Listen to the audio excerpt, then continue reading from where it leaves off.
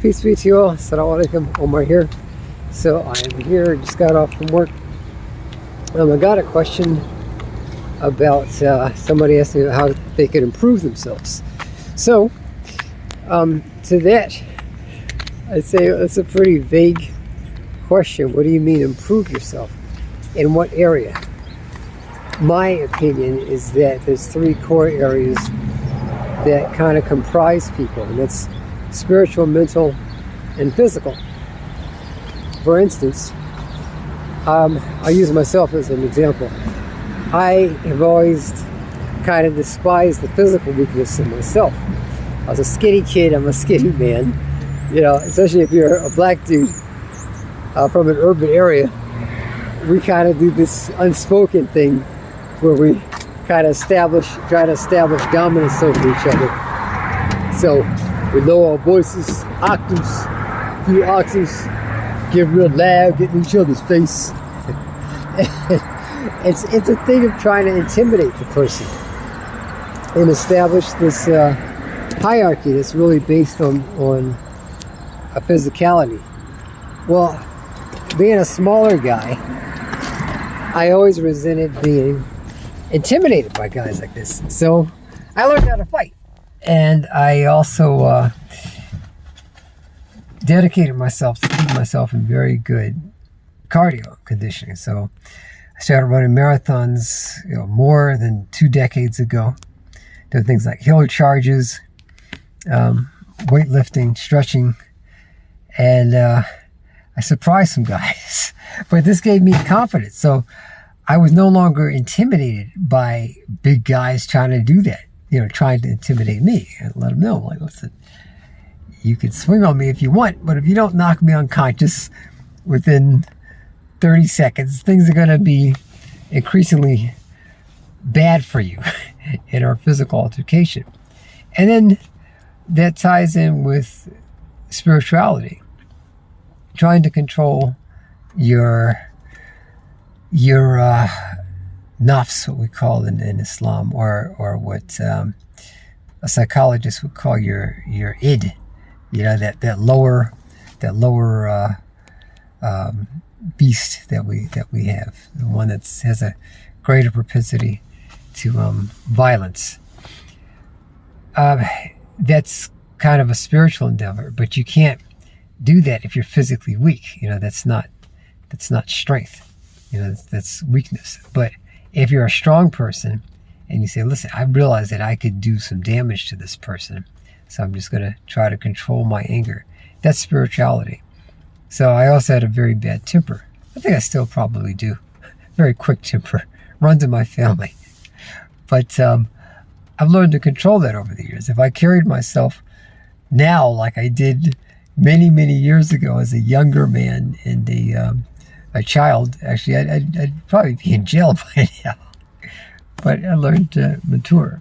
So I had to improve. I had to do things to improve myself and realize that I had a bad temper.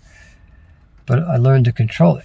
And then mentally, I didn't like being dumb. I was on academic probation in high school and in college, and even through my professional studies. So I had to say, okay, what's wrong with me? There's a problem with that. So what is it about me, or the way I think, or my modus operandi in terms of approaching my studies that has me in this predicament time after time? And then do what I could to overcome that challenge. So self-improvement starts with the acknowledgement of your own deficits. And I think, unfortunately, we live in a society that increasingly is kind of like this, accept everybody as they are, kind of, I'm okay, you're okay, and everybody gets a participation medal. A C student is just as smart as the A student, the student who studies and earns that A. It's got no superiority over the student that is goofing off in class and gets a C or a D even, or even an F. That's a problem because, the reality is that we have hierarchy in things. For instance, I'm a physician associate. I'm not a medical doctor. So I didn't put the same amount of time into my studies as medical doctors do. So you have to have, there's hierarchy in everything. There's hierarchy in nature. So you have to look at yourself and say, well, if you're asking me how you can improve, I would first of all ask you, well, what do you mean by that? What are the areas in which you think you need improvement? And what or whom are you comparing yourself? To whom? With whom are you comparing yourself?